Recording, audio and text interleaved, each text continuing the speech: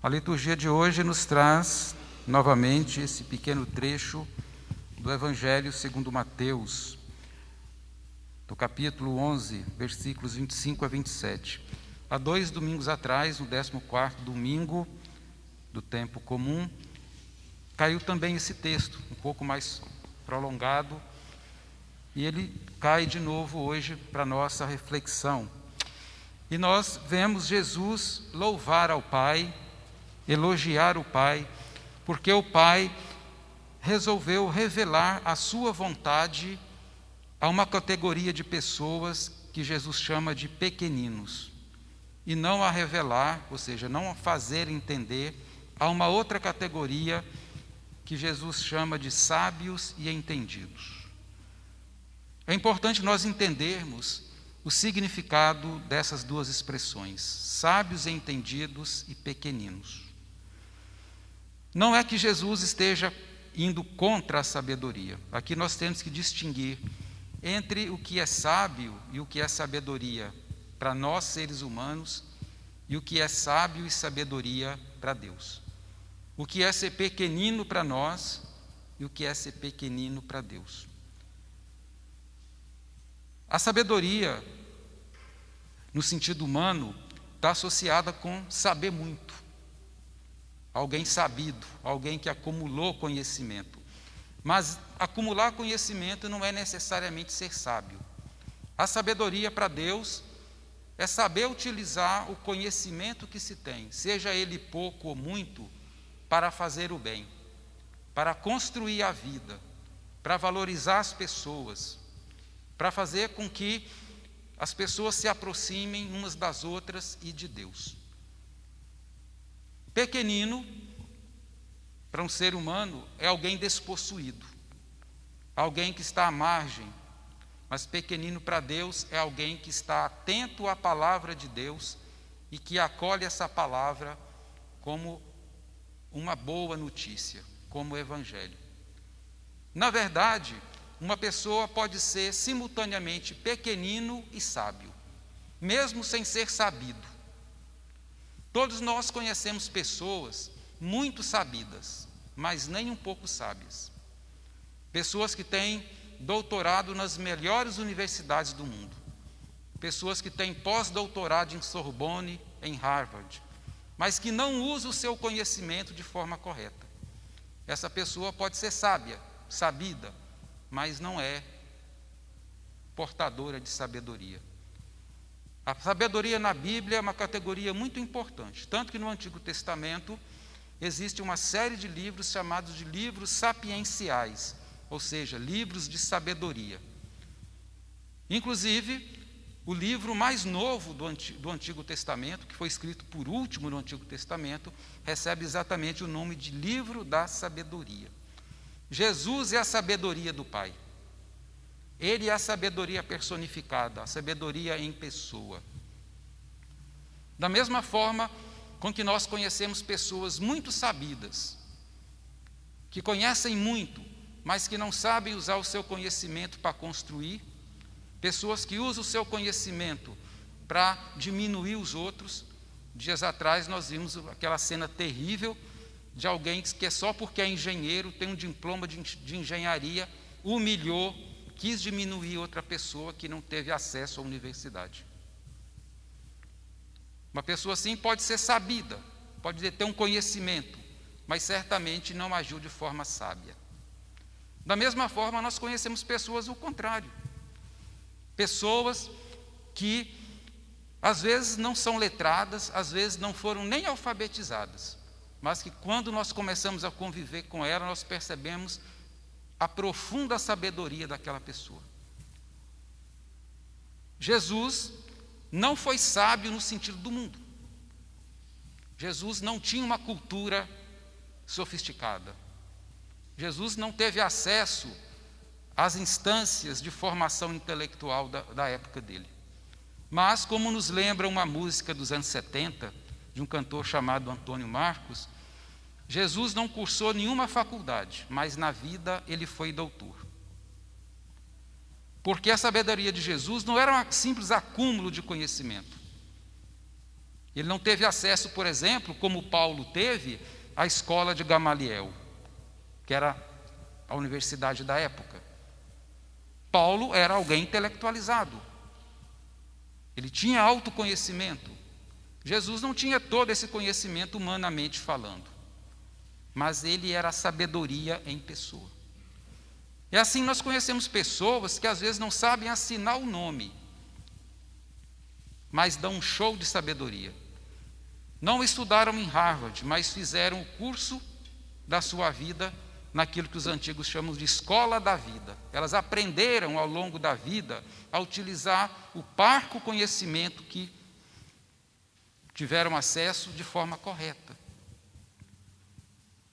E pessoas assim, elas são abertas à mensagem de Jesus.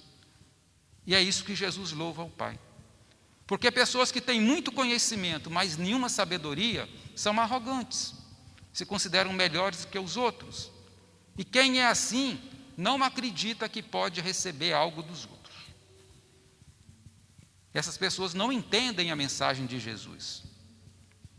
Já aquela pessoa que é pequenina, e pequenino aqui para Deus é alguém aberto, porque ele sabe que ele não é melhor do que ninguém, porque ele sabe, porque aquilo que ele sabe é uma gota, enquanto que aquilo que ele não sabe é um oceano.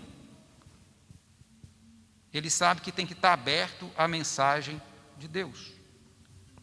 E é isso que Jesus louva no Pai. O Pai dirige uma mensagem para pessoas abertas, não para pessoas arrogantes. E aí distingue-se entre a sabedoria humana e a sabedoria de Deus. Pequeno para Deus não é o despossuído, aquele que foi privado de ter acesso ao conhecimento, é aquele que tem abertura.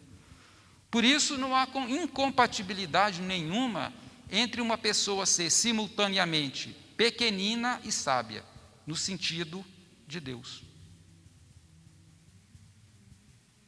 Uma pessoa pode ser extremamente portadora de conhecimento e ser ao mesmo tempo pequenina. E pode ser que uma pessoa também não tenha conhecimento nenhuma e não seja nem um pouco sábia, porque se fechou também. Hoje nós estamos celebrando São Boaventura de Bonhareggio, na Itália, um grande santo do século XIII, que é doutor da igreja. A igreja tem um grupo de 36 doutores. Me parece que 30 homens e 6 mulheres. Não me lembro se o número de mulheres é 4 ou 6, mas é por aí.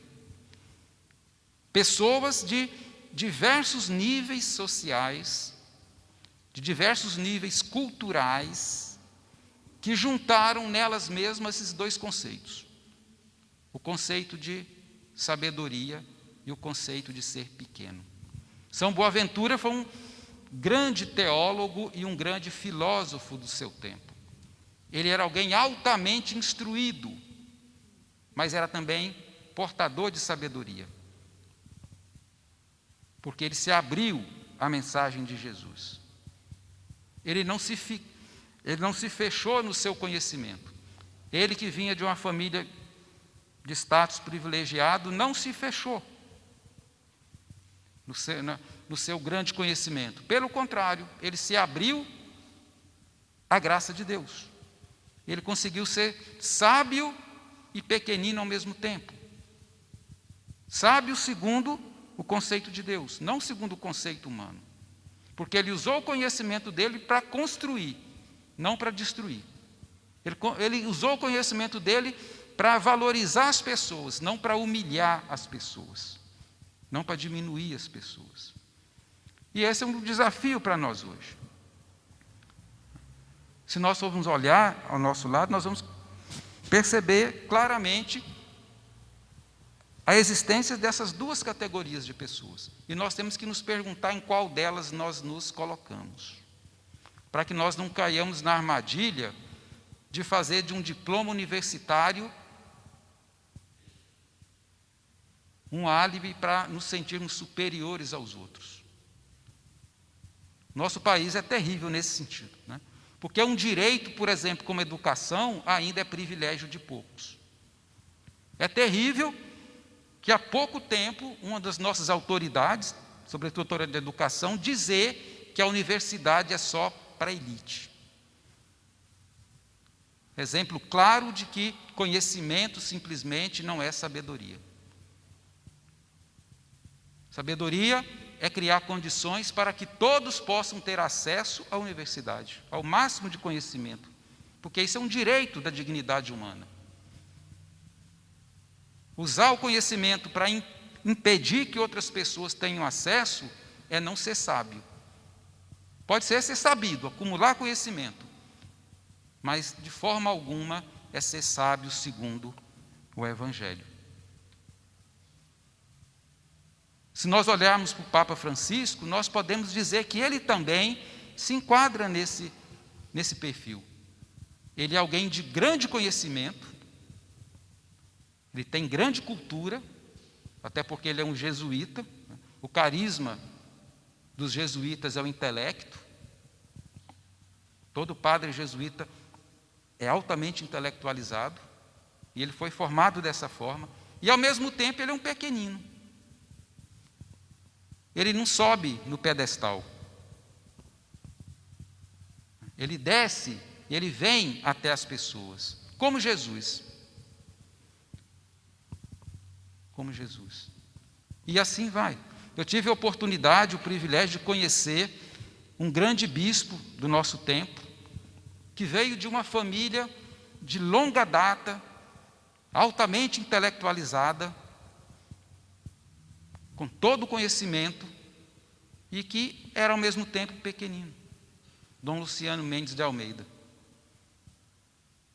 Alguém de uma inteligência brilhante, um cérebro extremamente poderoso, com conhecimento fantástico, e que colocou todo esse conhecimento a serviço dos outros. Isso é ser pequenino. Isso é ser sábio segundo Deus. Então nós temos na nossa vida muitos exemplos de pessoas que jamais usaram o seu conhecimento para diminuir os outros, mas para construir e para elevar a dignidade. Que nós possamos nos inspirar nessas pessoas, para não cair na armadilha que Jesus nos alerta hoje. Glória ao Pai, ao Filho e ao Espírito Santo.